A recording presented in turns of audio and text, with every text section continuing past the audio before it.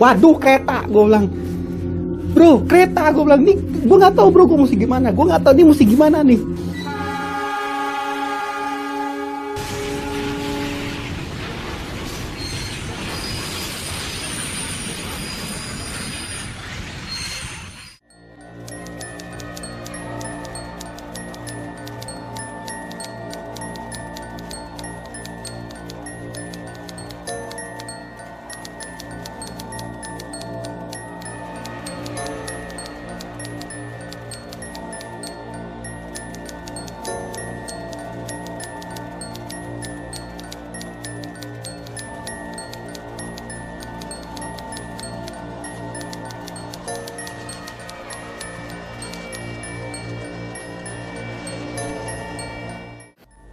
Dan mereka tuh kalau yang di luar itu jalan-jalan ada yang kakinya udah nggak ada yang setengah ini udah nggak ada, tapi tinggal ngesot begini. Gue bilang gini, ya udah kalian semua, gue nggak tahu apa yang terjadi, cuma kalau misalkan gue dapet potongan tubuh kalian ya mungkin gue akan cariin.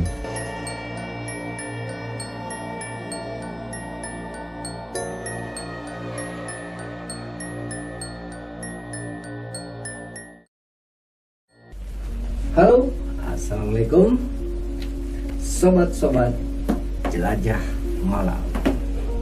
Kembali lagi bersama gua Arya Sena.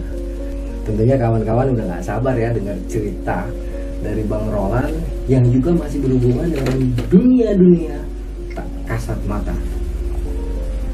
Cerita ini datang langsung dari pengalaman beliau, karena tidak semua orang bisa memiliki kemampuan yang dimiliki oleh Bang Roland. Sebelum kita mulai, kita sapa dulu ya, soalnya udah minggu kemarin nih beliau terakhir di sini. Halo, gimana Bang Roland? Baik. Ya, alhamdulillah sehat ya. Sehat, sehat.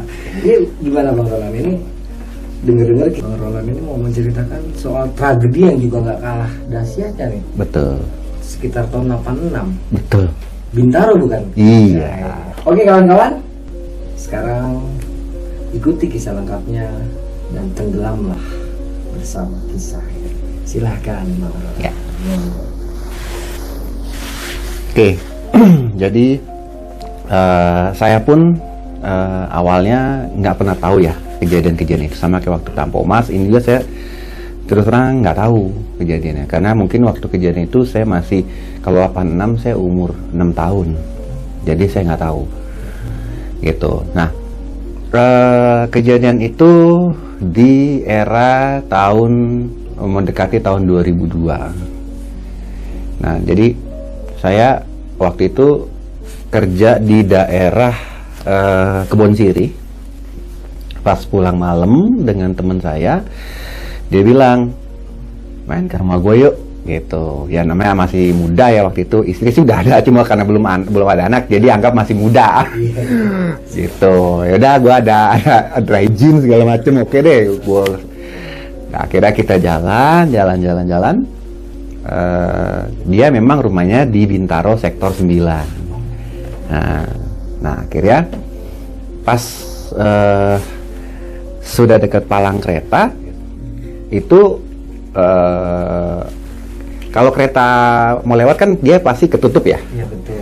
Nah ini pertama dari jauh kita udah lihat nih, dia bunyi teng teng gitu, berarti oh ada kereta nih. Teman saya memperlambat laju kendaraan. Nah pas udah makin mendekat palang kereta itu, alarm teng teng itu tuh berhenti, dan palang itu dari kita jauh sampai mendekat tuh nggak turun, palangnya nggak turun. Biasanya kan kalau teng teng dia mau turun kan, ini nggak turun, dan tiba-tiba pas kita udah deket gitu, dia punya sirennya itu mati. Udah, jadi temen saya bilang, wah ini yang penjaganya bego nih, posnya nih. Gue bilang, bro hati-hati bro, ntar kereta lewat diindes nih. Udah, jadi saya tuh bener-bener kondisi saat itu nggak tahu sejarah tempat itu, teman saya apalagi dia gitu. Udah, akhirnya kita pelan-pelan lihat kanan kiri, bro aman bro, tebas ya kan, lewat. Pas kita lewat, itu dia ngegas, saya endut-endutan mobil itu. Saya masih ingat waktu itu kijang komando, ndut-ndutan, glek-glek, mati. Mobil mati di situ. Blep, lampu mati, mesin mati. Tapi kalau mobil kan kalau start gitu kan ada lampu-lampu yang merah itu tuh nyala tuh, indikator. Itu nyala, lampu semua mati. Terus dia punya apa namanya? Yang aneh itu kita mau buka kaca, masih zaman belum power window ya, masih power dada. Itu nggak bisa, keras. Seperti nahan gitu. Saya bilang, coba dia lu, keras bro, keras. Terus tiba-tiba bunyi itu engsel pintu ya, ceplek, ketutup semua. Kayak dikunci. Kita coba angkat sampai sekuatan tenaga tuh nggak kebuka engsel itu. Ini nggak, tapi anehnya AC nyala, AC tetap berhembus gitu. Saya bilang ke teman, nih mobil lu minta ganti nih, ya kan, gua rusak nih mobil lu nih. Satu cara, syukur-syukur nggak ada kereta lewat. Kalau ada orang minta tolong, dorong, gitu. Udah, ya udah deh, santai aja dulu bro. Dah, selagi sandaran begini, tiba-tiba kita ngerasa gimana? Kalau kita di mobil itu orang naik ya, duduk, mobil tuh goyang, duk. Temen gue yang bawa mobil dan yang si empunya mobil, dia bilang, bro, lu ngerasa nggak bro? Ngerasa? Orang naik ya? Orang naik, orang ngedorong, apa orang iseng di luar nih? Gue nggak mau mobil gue dibaret orang nih. Gue liat spion, kagak bro, aman. Nah kondisi saat itu palang kereta dan seluruh tuh gelap. Ada lampu tapi agak-agak jauh gitu. Udah, kita coba nyalain lampu apa ya, kalau bilang lampu kabin ya, itu nggak mau nyala juga gitu. Pokoknya cuma nyala saat itu cuma lampu indikator sama AC, lain tuh mati total gitu. Udah, sampai gue bilang, ini mobil rusak nih bro, aduh. Tiba-tiba masih gue yang duduk. Udah, nah gue dulu yang pertama nyium. Abis itu gue nyium, gue bilang, maaf kata nih bro, lu buang angin ya? Enggak, sembarangan lu. Dia bilang, gue gak gila lu. Maaf kata bro, lu nyium gak sih? Gue bilang gitu. Nih posisi duduk saya tuh di depan, jadi kemudian saya di samping. Dia, enggak ah, lu kali makan jengkol kali, lu kagak. Terus gue bilang, coba lu diem dah. Gue bilang, lu coba denger, lu denger dan lu cium. Udah, ngendus nih kita nih. Kita cuma takut apa? Ada bangke mati atau cicak kali. Nyium. Akhirnya dia nyium. Iya, kok bau ya? Gue bilang, lu nyium bau apa? Gue nyium kayak bau bangke. Sama, gue juga nyium bau bangke. Nah, baru kita ngomong bangke itu kita feeling ya. Kayak, bro, kok dingin ya mobil dalam sini ya? Ini bukan AC nih. AC gue deh, namanya mobil mati kan nggak sedingin mobil hidup. AC itu. Tiba-tiba gue kayak disuruh untuk ngeliat ke spion dalam. Gue tegakin badan, terus spion gue alihin ke gue. Wah kaget. Gue lihat itu di belakang penuh orang di mobil. Susun-susunan, tumpuk-tumpukan, udah kayak ikan asin. Dan itu kondisinya rusak. Orang-orang itu rusak semua. Gitu. Gue langsung lipat ke atas, gue bilang, lu jangan lihat. Dia bilang, apaan sih? Gue bilang, lu mau ngeliat jangan teriak ya. Gue cuma minta lu jangan teriak. Gue minta banget lu jangan teriak. Iya, gue janji gak teriak. Gue buka tangan gue liatin ke dia. Kaget dia, astaga. Gue bilang, apaan tuh? Gue bilang, diem. Lu janji sama gue jangan teriak. Gue bilang, lu janji sama gue jangan teriak. Tangan jangan teriak, gue bilang. Kalau bisa lu nyebut, jangan teriak. Iya, udah. Dia kediem. Saya udah gak mau lihat lagi tuh spion tuh. Nah, gue diem, dia juga diem. Tiba-tiba ada yang ngomong gini, Om, ngomong yang di belakang. Udah, teman gue bilang gini, lu nyaut nggak? Gue balas tanya, lu mau nyaut juga nggak? Lu jadi nyaut dah, gue nggak berani nyaut. Ya udah, gue nyaut ya, tapi kalau gue nyaut, lu jangan teriak ya. Iya. Nah, habis itu gue beraniin diri, gue noleh ke belakang. Baru gue noleh begini di samping sini. Jadi kalau mobil kan ada konsol box ya sini. Gue ngeliat sini itu ada anak kecil, setengah duduk begitu. Itu setengahnya ini nggak ada. Setengahnya ini nggak ada, bolong. Jadi tinggal setengah ini. Jadi tapi mata-matanya gini-gini.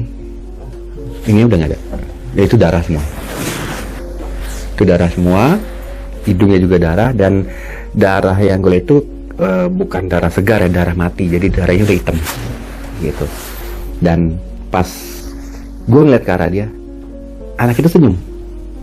Pas dia senyum itu darah semua keluar dari sini, dia darah semua. Dan dia bilang, "Om, tolong om, sakit om." Dan ini setengah, cuma setengah gitu. Jadi matanya gini-gini. Udah, akhirnya dari situ saya berani diri, saya ngadep ke belakang. Karena saya lihat tadi tuh penuh di belakang. Dan bener pas saya balik badan ke belakang, di bangku kedua aja itu ada 6 orang. Jadi si anak ini anak ini nggak dapat tempat duduk, jadi dia setengah berjongkok di depan konsol box. Yang di belakangnya itu ada kurang lebih 6 orang dempet-dempetan. Yang paling pojok sana perempuan, ininya angus, hitam angus semua sini. Terus hidungnya udah nggak ada, bibirnya udah nggak ada, sisa gigi. Itu darah semua, gigi. Dan gerak lagi nih, gitu, gerak-gerak itu. Ini daging semua ini, daging angus. Sebelahnya dia itu perempuan juga, itu rambutnya ini udah nggak ada, ini udah kayak daging setengah tulang kepalanya ini, batok kepalanya. Dan ke bawahnya sini retaknya panjang sini, retak. Nah itu darah lagi di sini, pucet, pucet. Nah, yang di sebelah sini sampai sebelah sini itu laki-laki, maaf kata, nggak ada kepala, tanpa kepala, dan darahnya itu masih muncrat gitu. Tapi yang saya perhati itu bukan darah segar, darah mati, jadi hitam, muncrat gitu. Yang sebelah, yang sini pakai kaos, yang sini dua ini pakai kemeja. Jadi prediksi saya kayak orang kerja yang dua ini. Tapi 3 yang sini tuh udah nggak ada kepala. Nah, yang di belakang itu karena kijang zaman dulu kan duduknya ngadep-ngadepan tuh kayak mikrolet. Iya. Nah, saya ngeliat tuh orang udah tumpuk-tumpukan di situ, udah nggak tahu berapa jumlah, kayak udah numpuk kayak ikan asin. Dan itu kebanyakan anak-anak dan perempuan juga yang di belakang. Jadi tumpuk-tumpukan tuh yang paling atas itu langsung dengan plafon mobil ya, itu begini, gelepar gini ya, matanya udah nggak ada, terus yang di bawahnya dia, yang dia nimpain itu orang masih ada mata, tapi kayak udah mau keluar gitu, dan ada darah yang netes keluar gitu. Nah, di bawahnya lagi itu hidungnya udah nggak ada, terus tangannya itu udah nggak ada, putus. Nah, yang di bawahnya lagi sudah nggak terlalu perhatiin, tapi penuh. Tadi emang kayak orang tuh tumpuk-tumpukan yang paling belakang. Dan pas saya lihat itu bau bangkainya itu nyengat langsung. Pokoknya sampai teman saya tuh langsung tutup hidung, mau rasa muntah. Bau bangkai mati plus anyir darah. Nah, setelah itu saya ngelihat mereka itu ngomong. Rata-rata akhirnya mereka ngomong. Ada yang bilang gini, "Om, cariin tangan saya dong." Terus ada yang bilang, Om, kepala saya, yang bilang kepala saya itu di belakang. Om, kepala saya di mana ya? Nah, yang paling samping sini, dia sempat megang sini saya. Dia pegang, Om, anterin saya pulang dong. Nah, kalau yang belakang itu kebanyakan bilangnya sakit Om. Om sakit Om, tolong Om, tolong, jari saya nggak ada. Itu yang di belakang. Jadi mereka semua tuh ngomong udah dalam kondisi hancur gitu. Dan saya ngelihat mulutnya mereka itu keluar semua darah hitam, darah hitam semua, dan cukup mengenaskan kalau saya. Jadi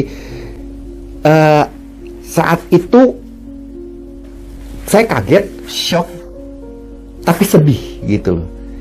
Sedihnya saya bisa membayangkan apa yang terjadi ke mereka, bisa sampai putus seperti itu ya. Nah, sementara seperti itu saya lihat teman saya tuh yang di samping itu udah tutup mata, udah kayak sembayang gitu, udah nyebut-nyebut deh gitu. Nah, tiba-tiba ada yang ngetok nih, kaca sebelah kiri saya.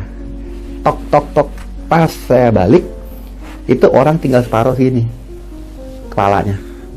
Jadi atasnya udah nggak ada, tinggal mulut doang. Terus ini nih daging semua dan ada cacing. Ya, ada cacing-cacing putihnya, darah-darah semua. Dan dia bilang gini, Om, tolong kami Om, sakit Om, sakit Om. Dan posisi dia itu, tangannya itu dia taruh di kaca, gini, pak, pak, keplak-keplak tuh kaca, gitu. Sambil ininya tuh dia tempelin di kaca mobil. Nah, terus di kap depan itu ada orang geletak di kap mobil itu begini. Dia nggak ngomong, dia cuma diam begini.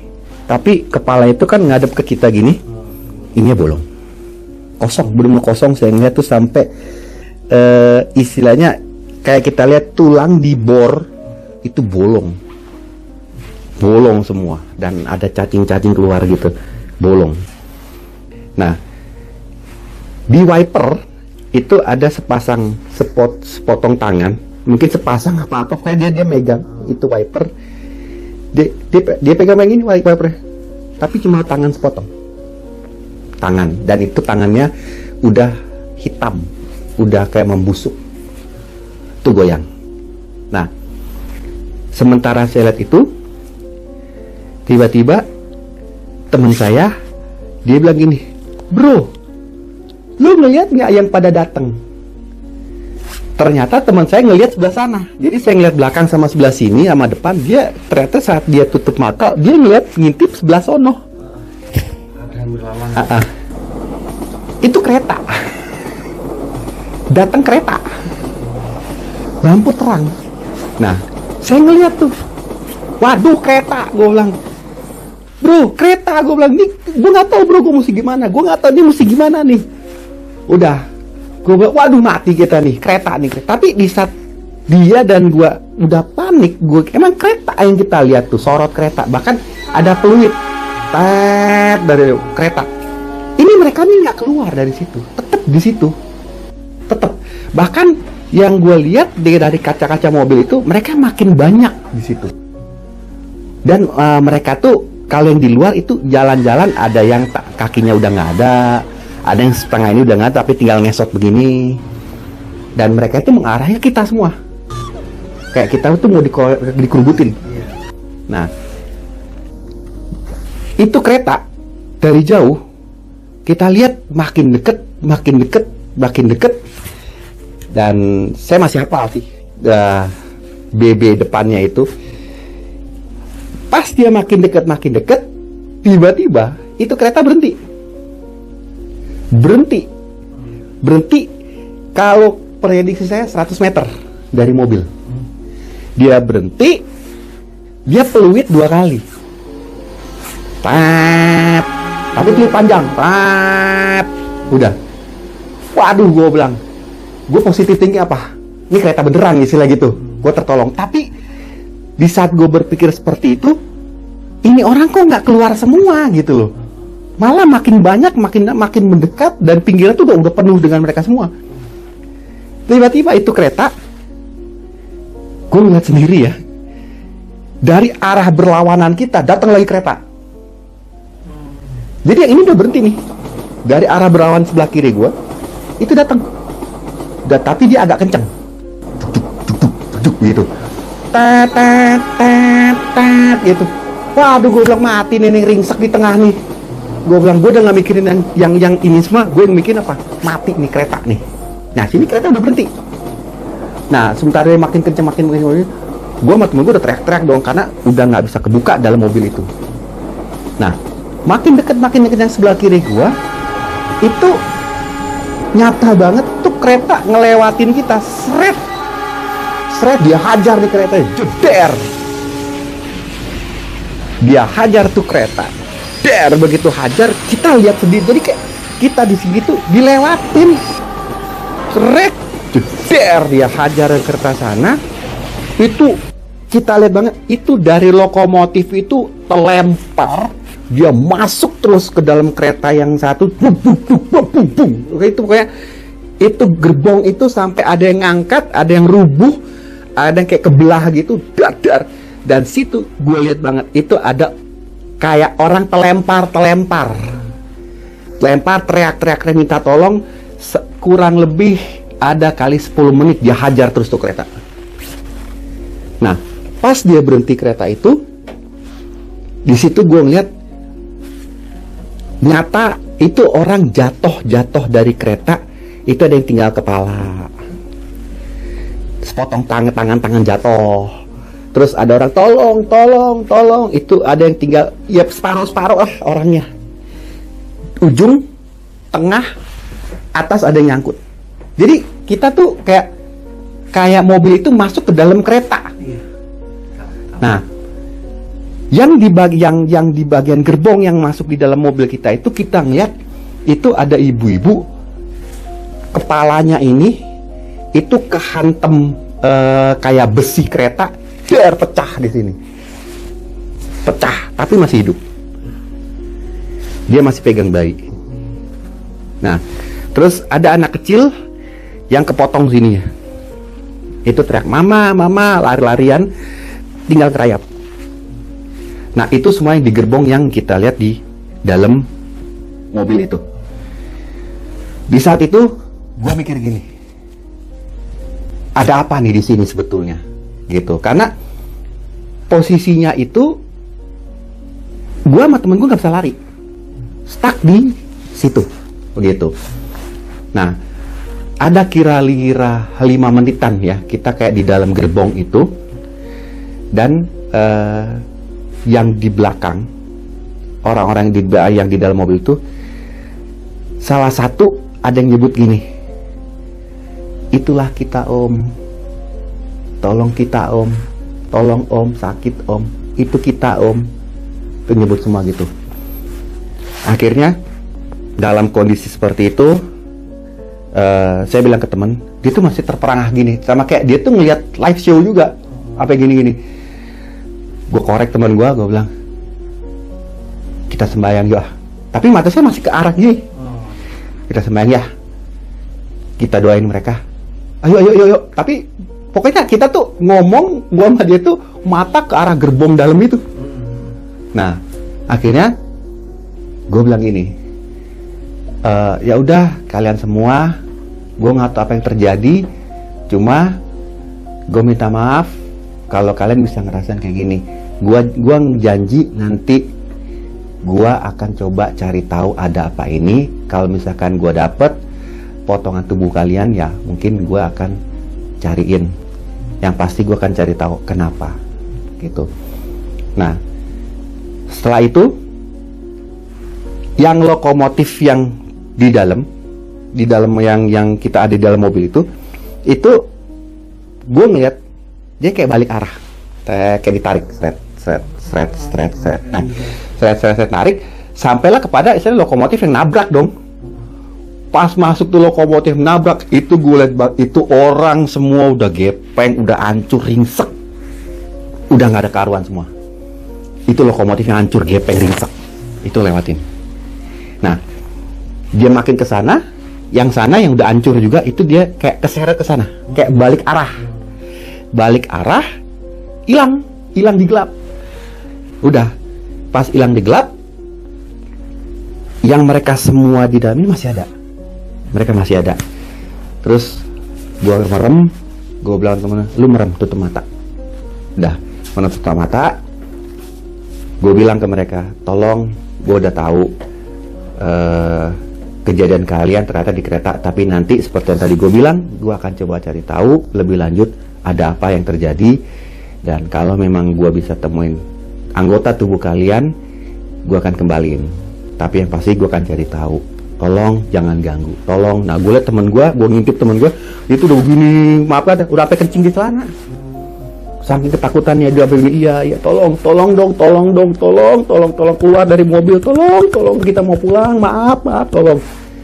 Nah, akhirnya gue bilang, mohon maaf ya untuk kalian semua, mohon maaf sekali. Nah, udah, habis itu gue beraniin diri untuk ngebuka mata, itu udah penuh mereka semua di depan mobil. Ada yang berdiri, kebanyakan yang berdiri ya, itu udah penuh banget kayak orang mau demo. Tapi kondisinya nggak utuh, gitu. Ada yang separoh, kalaupun ada yang masih bentuknya utuh, retak semua, dan darah itu yang gue lihat darah mati ya, darah hitam, gitu. Nah, habis itu gue bilang, mohon maaf, tolong jangan ganggu. Nah, satu persatu dari mereka gue lihat, mulai yang dari depan, yang dari luar, itu kayak mereka balik arah, kayak mereka tuh udah punya pose mas, kayak balik gitu, kayak berkelompok-kelompok, ada ke sana, bahkan yang paling depan mobil itu balik arah ke sana, terus kayak gue lihat banget ada rumput-rumput pembatas kereta, pembatas rel itu masuk ke dalam situ, masuk mereka situ. Nah, kemudian yang di kap mesin itu turun ke bawah. Jadi dia nikap mesin mobil, dia turun sampai ke bawah, ngerayap.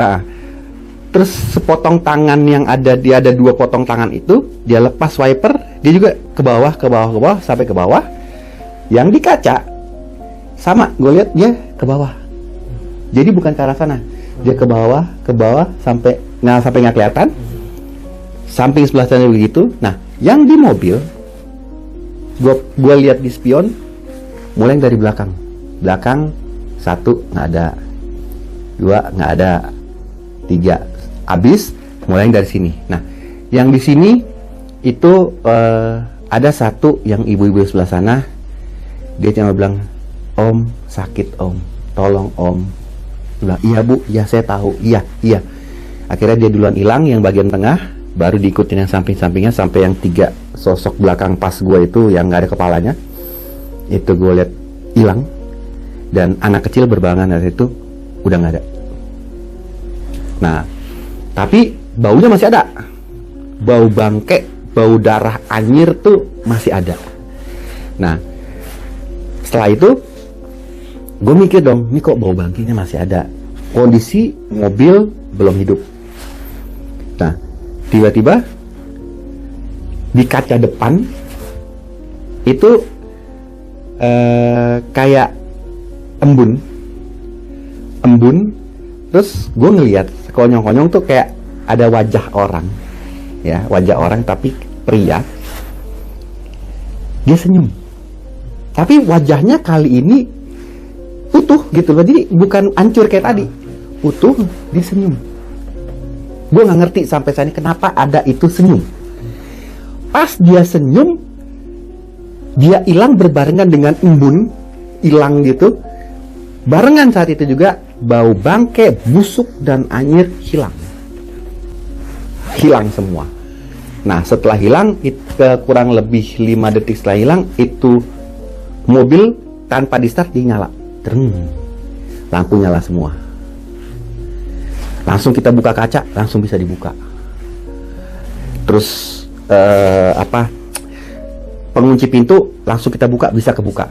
Nah, Gue bilang, gue mau turun, gue pengen lihat. Teman gue bilang, jangan, langsung kita cabut. Enggak, gue mau turun, gue mau lihat. Dan pas gue turun, itu samping mobil teman gue ada sedikit bercak darah, hitam. Gue bilang, gue masuk, gue bilang, bro, sampai rumah lu cuci. Dia bilang, emang apa? Udah, bekasnya mereka, lu cuci. Ya udah, tapi kita ke Pak RT dulu ya. Iya, pasti kita mau cari tahu ada apa di sini.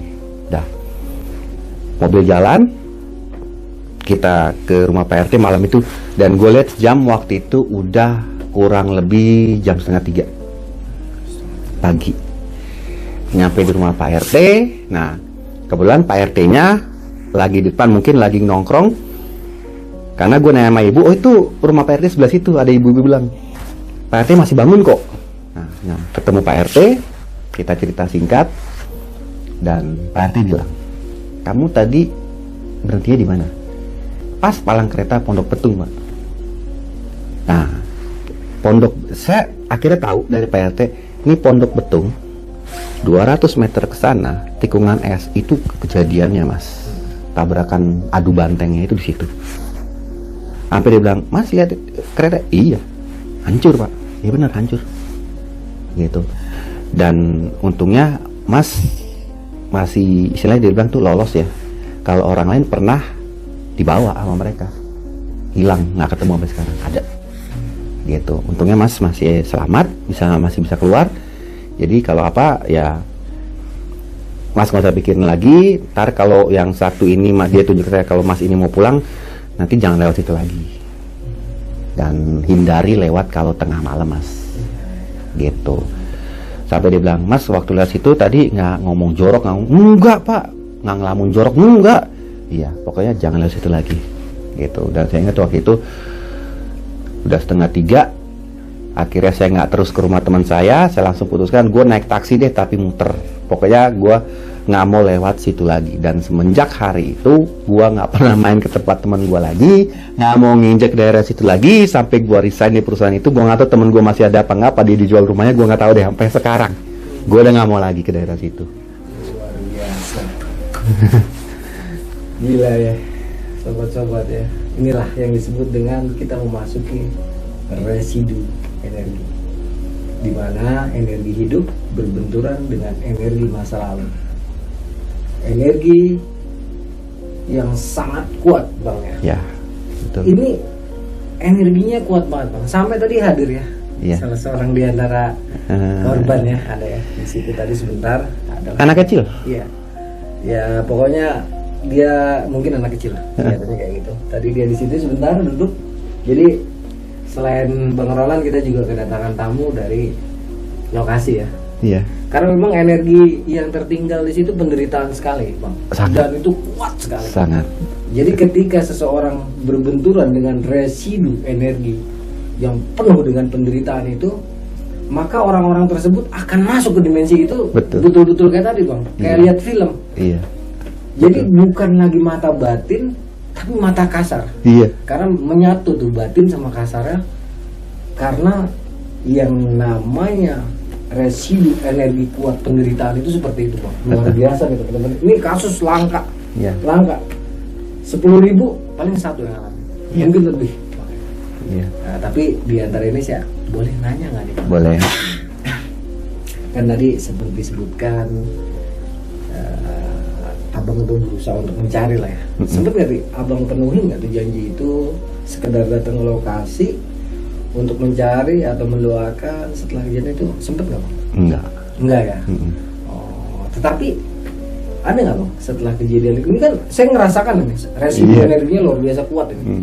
Ada nggak sih, Bang, di rumah entah seminggu setelahnya, 2 minggu, sebulan, setahun, atau sampai sekarang pernah nggak sih, Bang, ngalamin lagi mereka minta tolong atau gimana, mereka datang ke rumah, ke tempat kerja, ada nggak, Bang?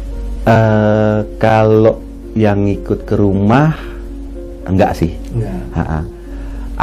Kalau yang saya alami pernah sampai ke rumah itu ada di kisah yang lain sih, ada yang ikut. Tapi kalau ini enggak. Cuma memang saya waktu itu mikirnya gini, kalau saya mau penuhin setelah kejadian itu ya, kalau saya mau penuhin janji mereka, saya lihat mereka itu terlalu banyak. Banyak sekali. Jadi saya pun menyaksikan kalau masih dapat organ mereka mungkin udah makan kucing atau apa sih, nggak tahu deh. Oh iya. Hancur ya. Jadi saya pun menyaksikan gitu. Jadi aduh, kalau mungkin 1-2 orang mungkin saya akan bisa telusurin ya. Tapi ini terlalu banyak. Akhirnya Mas hanya mendoakan saja dari doa itu pun sudah cukup bagi Gitu. Mas. Jadi buat rekan-rekan ya, jadi yang dialami Mas Roland ini bukannya tidak bisa terjadi. Seperti gue bilang tadi, di antara 10.000 orang hanya 1 yang alami kejadian ini. Karena yang namanya residu energi itu ada. Betul. Energi itu sifatnya kekal. Ya. Di mana tempat ada kebaikan yang luar biasa, ada kejahatan yang luar biasa, ataupun ada penderitaan yang luar biasa, maka energi itu akan sangat kuat dan dia kekal di situ. Dan akhirnya buat orang-orang awam itu disebut sebagai hantu, setan, jin marakayangan, ataupun orang-orang yang gentayangan. Tetapi hakikatnya itu adalah residu energi dari penderitaan yang sangat kuat, sehingga ketika ketemu orang yang tepat akan terlihat gambaran faktual ketika kejadian sedang terjadi. Jadi ingat, bukannya nggak mungkin, nggak ada yang nggak mungkin dalam hidup ini, hanya logika kita aja kadang kagak sampai. Kok juga tahu sih Bang ya? Oke Bang Roland. Oke. Ini kisah yang luar biasa. Teman-teman ingat, Bang Roland masih punya banyak kisah, tetapi tidak malam ini. Kita akan tunggu kisah beliau selanjutnya, karena di sini tempat untuk mencurahkan perasaan, pengalaman, dan hal-hal tak kasat mata yang mungkin tidak dialami oleh semua orang. Jika rekan-rekan ragu, maka jangan ragu untuk kesini. Datanglah ke Jelajah Malam dan ceritakan pengalaman Anda, karena disinilah tempat yang paling tepat. Oke? Gua Reza undur diri. Wassalamualaikum warahmatullahi wabarakatuh. Jangan lupa untuk komen, like, share, dan tentunya subscribe channel kita.